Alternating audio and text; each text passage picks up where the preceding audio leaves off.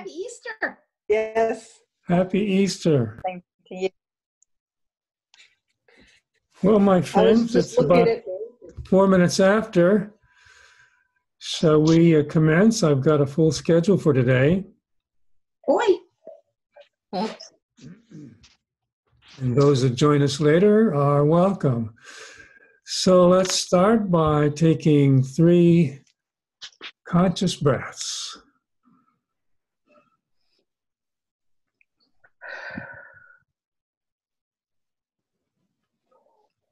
And with a deep in-breath,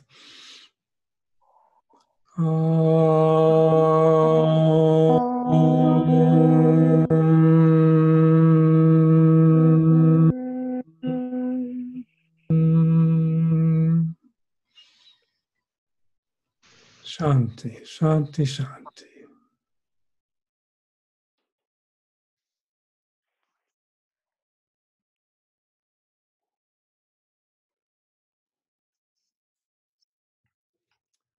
Okay, I'm going to share the screen now. All right, happy Easter. Here we go. Second tier circle. Today is April 12th. And we're going to be studying No Religion again, which we started last week by the monk Buddhadasa Bikkhu. Last week we spent some time on a preface, and I'm going to summarize some of the things we talked about then because they go kind of deep. In this book, he digs into the heart of selfishness, namely attachment to I and mine, and points to the unselfish remedy. We'll take some detours for a little while and then come right back to I and mine. This is one of the precepts that Buddhism that his audience would have known. All things are transient, conditioned, inherently unstable, and liable to decay. These are all manifested things, except nibbana or nirvana. So it's like everything that's manifest, and some traditions is illusory, an illusion, except nibbana or nirvana. So I thought I'd spend a few minutes discussing this concept or experience of nirvana, since it may not be familiar to all of us. There we go. Nirvana is not the blowing out of a candle. It's the extinguishing of the flame because day is come. There are many distinguished scholars who interpret it as far as the intellect can, what nirvana means. They will say that nirvana is the annihilation of the ego concept. But this definition is far from adequate. Nirvana is really an awakening, which is the meaning of the Buddha's name, he who is awake, from the root bud, to wake up. So nirvana is an awakening. What happens is you and me wake up from the separateness into the whole, from being a fragment into the indivisible whole. A Buddha is one who becomes aware of the wholeness of life and lives for the welfare of all. That experience is nirvana. Yes, from a negative side, nirvana means you're completely empty of yourself. You have to empty yourself completely of all your likes and dislikes, of your selfish attachments, your self-will, your petty desires. So nirvana is emptiness, but it is also complete fullness. In order to be full, you have to empty yourself completely of yourself The intellect can never understand this. The only way to experience nirvana or nibbana is to experience it. So that's some comments on what nirvana means. And according to the book, No Religion, things that manifest are transitory, not real, and only this nirvana or nibbana is real. Questions?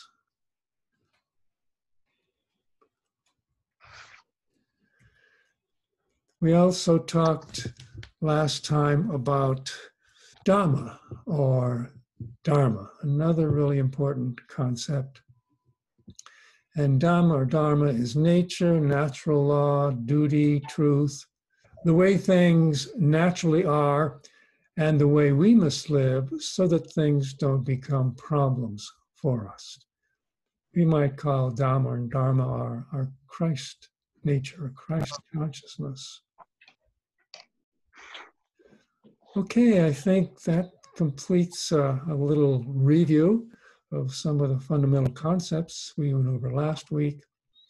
So let's jump in again to no religion. First, again, a brief summary. There are two kinds of languages. Remember, we talked about this. One is the conventional language that ordinary people speak, and what I call people language. People language is used by ordinary people who don't understand Dhamma or Dharma or Christ consciousness very well, and by those worldly people who are so dense that they are blind to everything but material things. So we are the ordinary people, and our challenge is to notice the difference between ordinary people talk and Dhamma talk. We'll look into that some more today. Then there is the language which is spoken by those who understand reality, true reality, Dhamma, or Dharma, especially those who know and understand reality in the ultimate sense, deepest understanding. The ordinary listener finds Dhamma language to be paradoxical, completely opposite to the language he speaks. So I think this is a summary of what we went over last week. And we're going to launch off into some expansions now. Any questions before we launch off? You weren't here last week.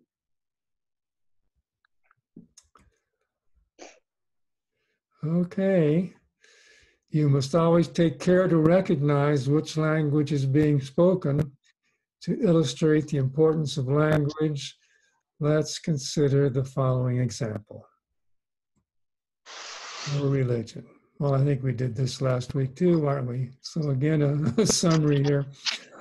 Ordinary, ignorant, worldly people are under the impression that there is this religion and that religion, and that these religions are different, so different that they are opposed to each other.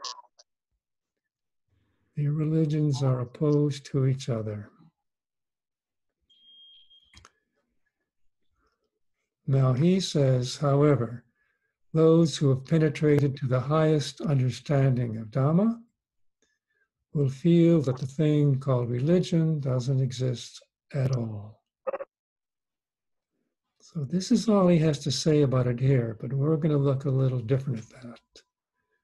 How to penetrate to the highest understanding of Dhamma, and then how the thing called religion doesn't exist at all. So he wouldn't just observe religion as like flavors of ice cream, different ways of getting at the truth? As you'll see in the examples coming up, he feels there is a fundamental essence in all the things we call religion. Right. And it is that fundamental essence that we must focus on rather than the flavor of the ice cream. Okay. So he wants to draw our attention to the fundamentals because he has observed that most people have their attention on the flavors and the taste On the and the right, look. right, on the rites and the rituals Yes, and the dogma the dogma. sometimes. Yeah. So he wants to refocus our attention. So he gets our attention by saying there's no religion. There I is love no it. Buddhism, there is no Christianity, there is no Islam, he says. There is only a certain nature, which can be called whatever we like: Dhamma, truth, God, Tao. So it's only that certain nature that he wants to draw our attention to.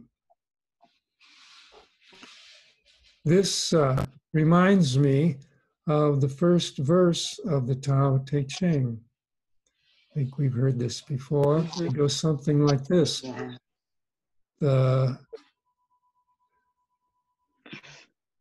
The Tao that can be told is not the eternal Tao.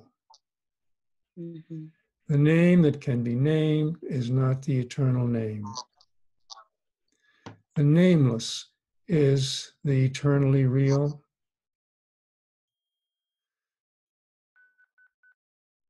And naming is the birth of all particular things, all manifest things.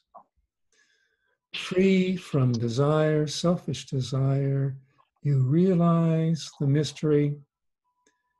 Caught or trapped in desire, you see only the manifestations. And it goes on to say, however, mystery and manifestations arise from the same source. And this source is called darkness, space of not knowing. Darkness within darkness, the gateway to all understanding. Why is it called darkness? Because the senses can't perceive it, and the mind can't grasp it. It is also called light, because the less we obstruct it, the more radiant we are.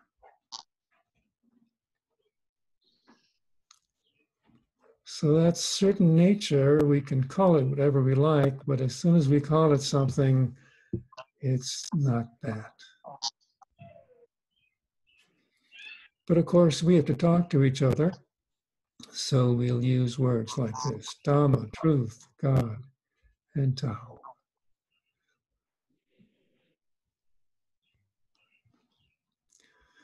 Thus, the phrase no religion is actually Dhamma language at the highest level. So in people language, there's Christianity and Islam and Taoism and so on. But when speaking spiritual or Dhamma language at the highest level, there is no religion. No religion. There is only this experience. So that's starting to clear up a little bit for you, Maggie? Yes.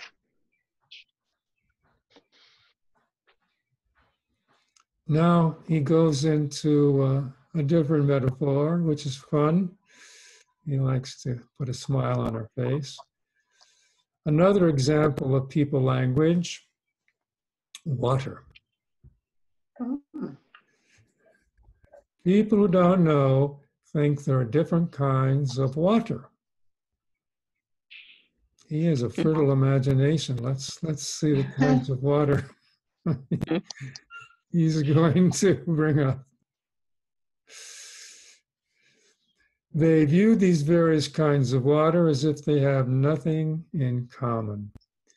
They distinguish rainwater, well water, canal water, swamp water, ditch water, sewer water, urine, diarrhea, and many other kinds of water from each other.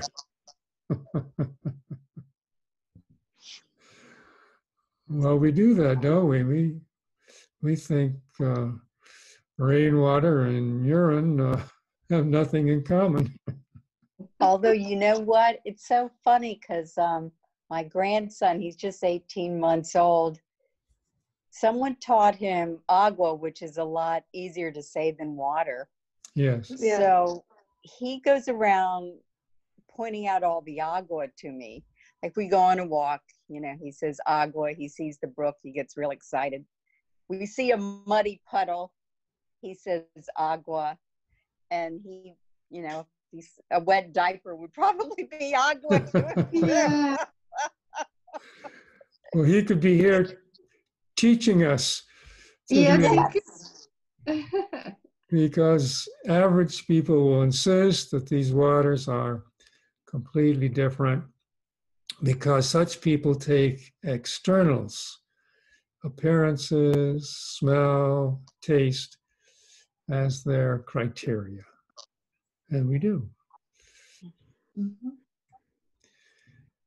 Pure water can be found in every kind of water, he says. If we take rainwater and distill it, we will get pure water. If we take sewer water and distill it, we will still get pure water. You know, there are some places where they do that. They take the sewer effluent and they distill it and separate it out, and they get a form of water that's actually drinkable. And what's left over makes great fertilizer all dried up. So we can distill it and we still get pure water. These different kinds of water are the same as far as the water component is concerned. As for those elements which make it impure and look different, they aren't the water itself, he says. So he's using water as an example of the essence of something.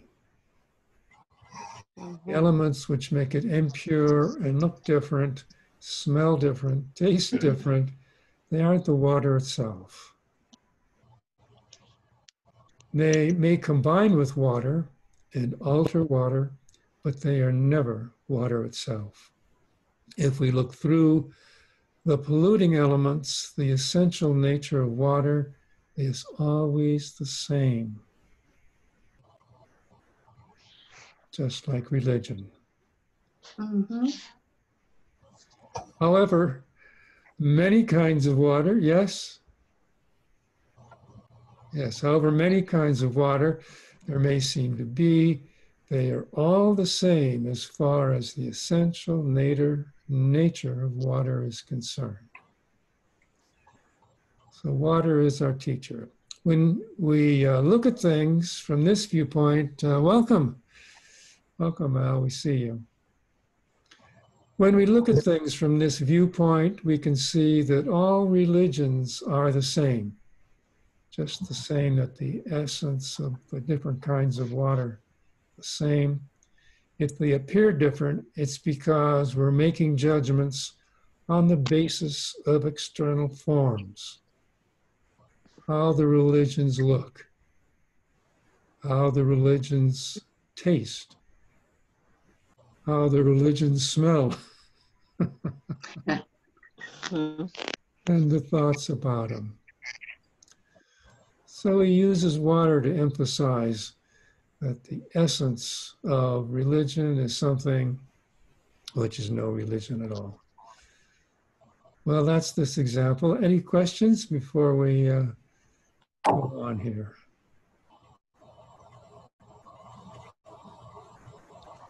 So now he's going to go on to birth and death.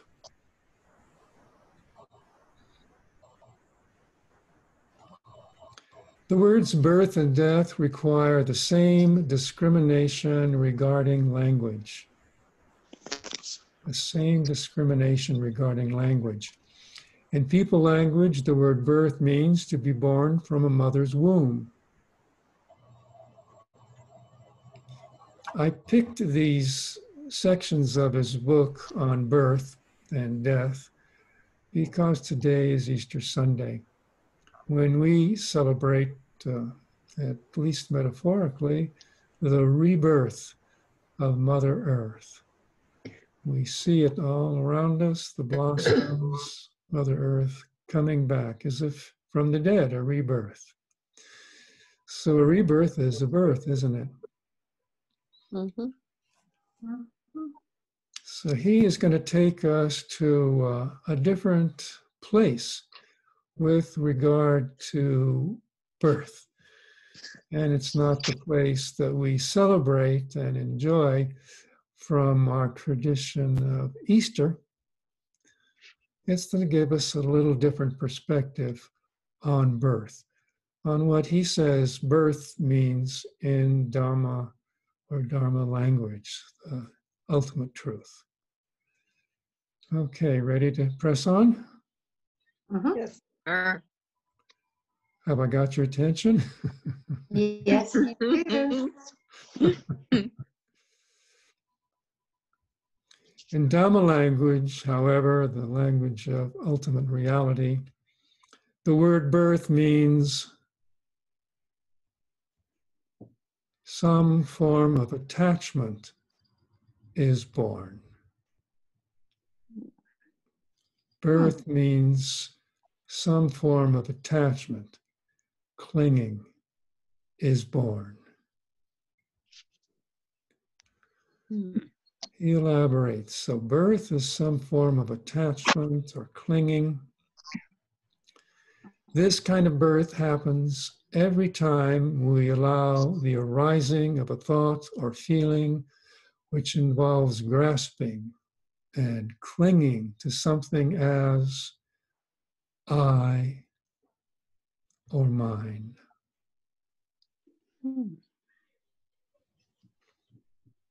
Every time we grasp something as I or mine, this kind of a Dharma birth happens. So, for example, we might say, this is my religion, that's your religion. We have given birth here to a grasping and clinging to an idea. This is mine.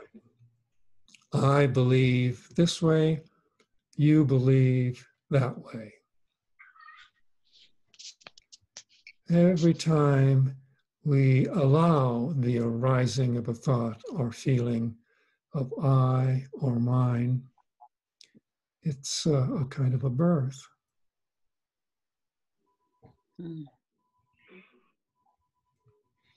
Whenever we allow the arising of a thought or feeling such as I am, I have, I think, and I do. Of course, in people language, which we use all the time, if someone says, well, it's nice to meet you, who are you? Well, I am a computer professional. I am a tax accountant. I am a mother. I am a father. I'm a grandfather. I am a child of God. I am a spiritual person having a human experience. We use I am all the time in people language. And yet in Dhamma language or spiritual language, the I am gives birth to a grasping or a clinging. Similarly, for I have, one of the precepts of the Tao Te Ching is having without possessing, having without possessing. I have.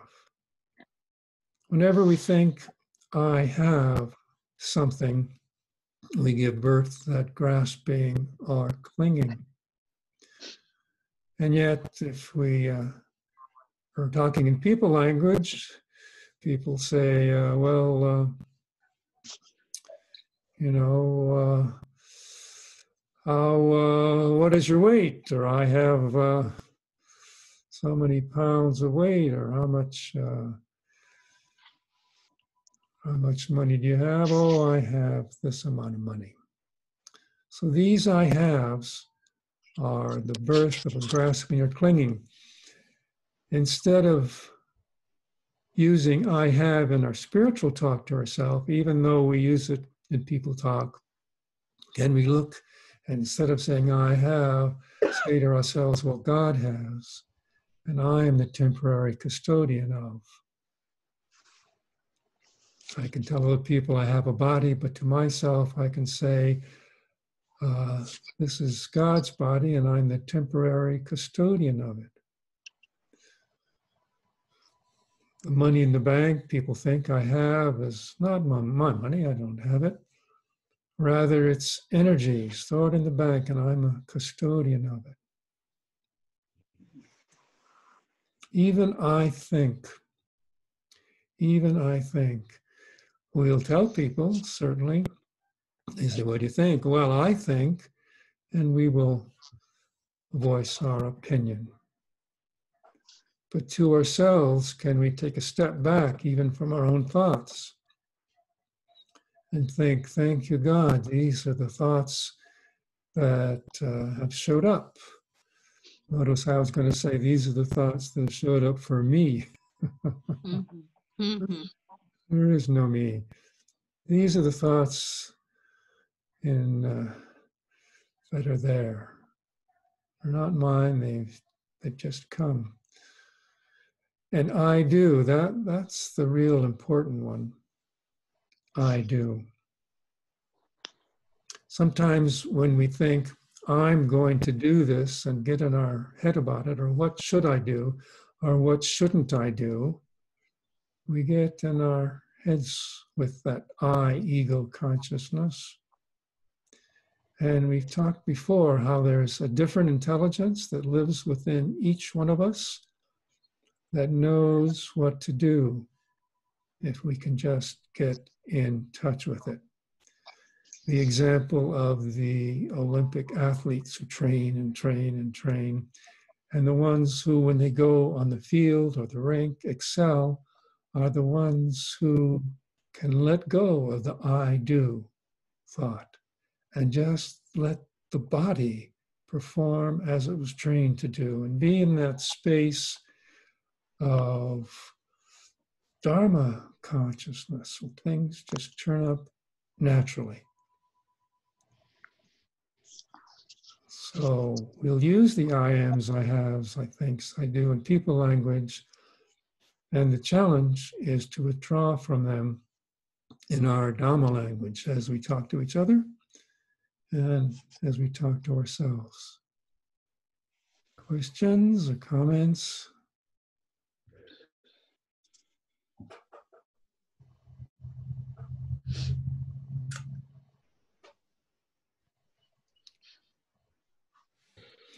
This is the birth of the I, or the ego.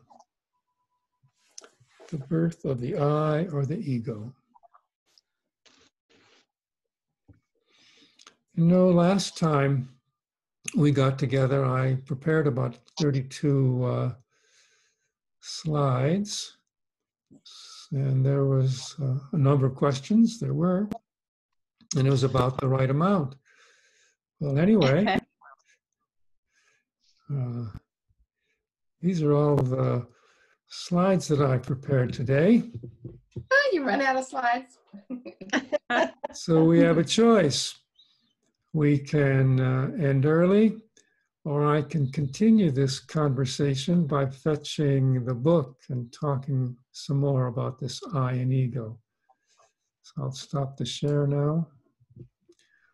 What would you folks like to do? Is that enough for today, or would you like to hear a little more?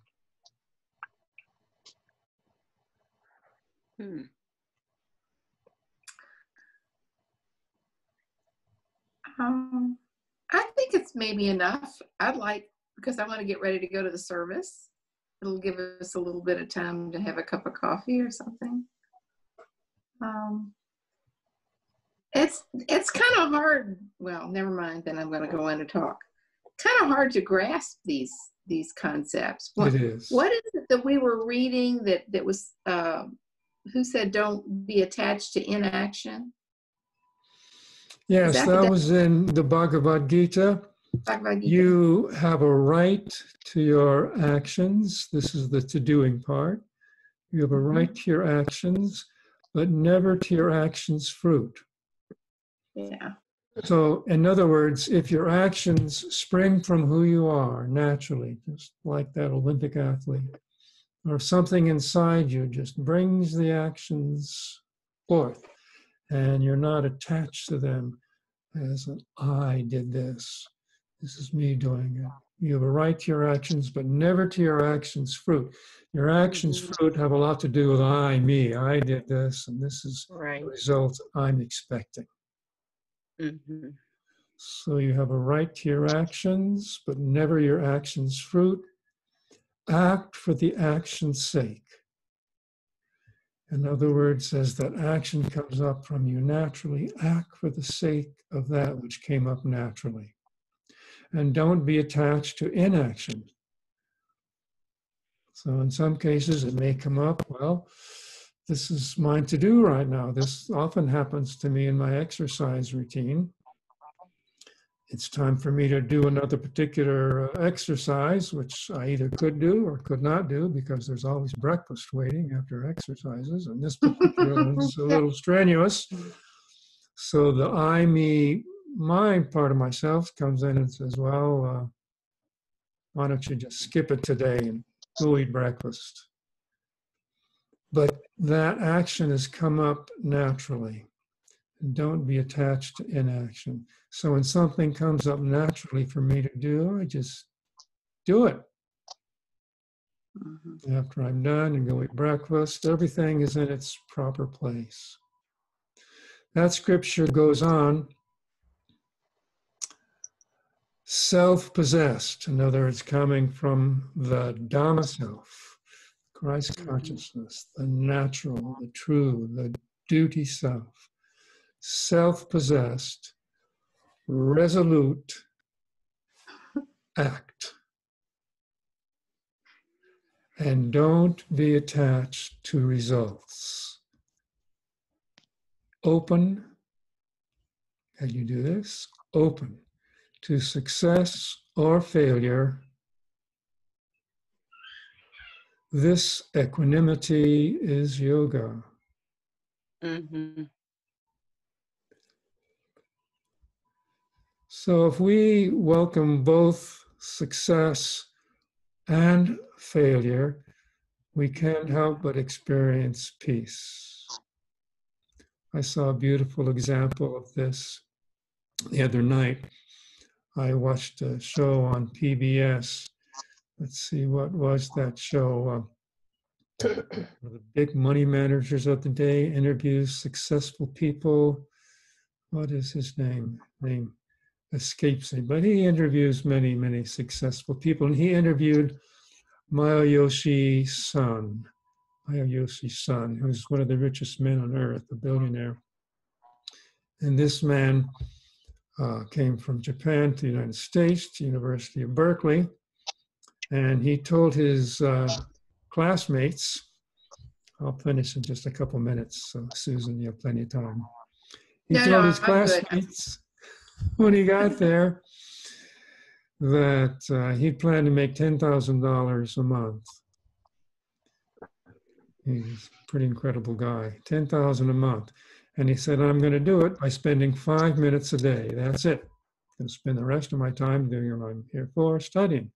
Well, they all laughed at him and thought he was kind of a nutcase. So for 5 minutes every day, he would go, think, give me the ideas, think.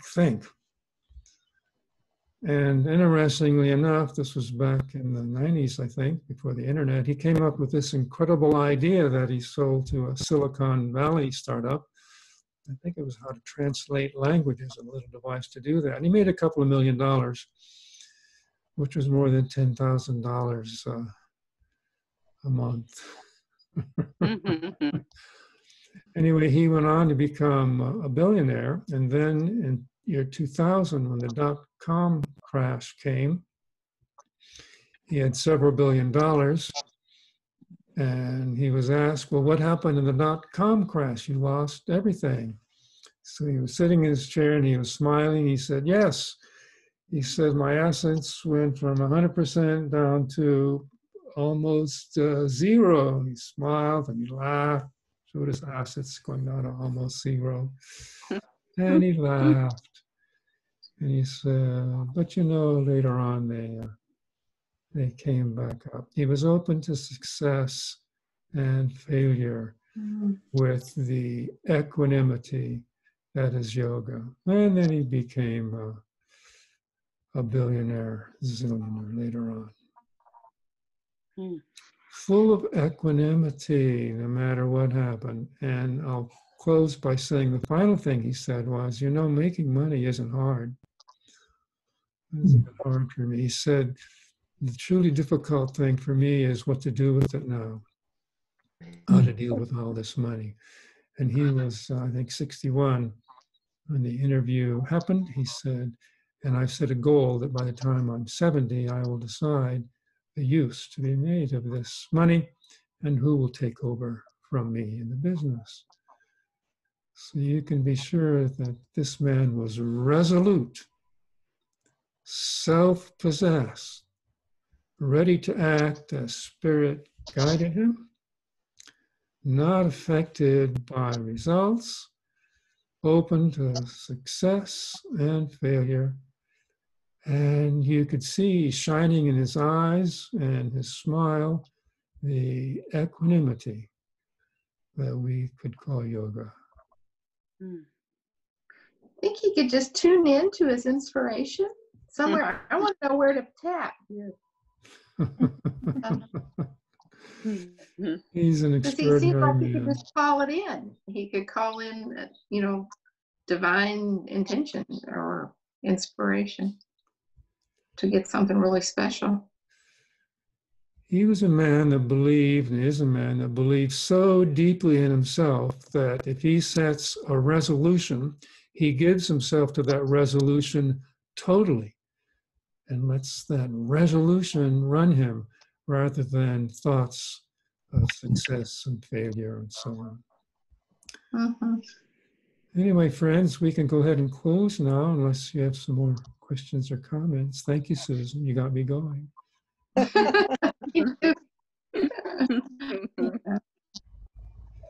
Thank you, Steve. Shall we go ahead and close with an Om? Yeah.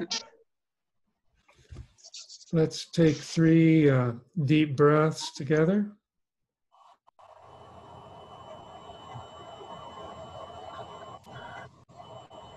And with a deep in-breath.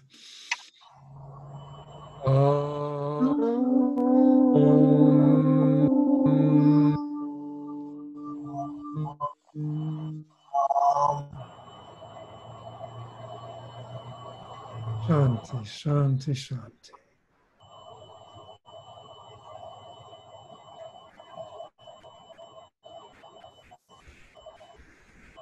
Well, my friends, happy Easter. And go in peace. Happy Easter. In church. Bye, everybody. Bye.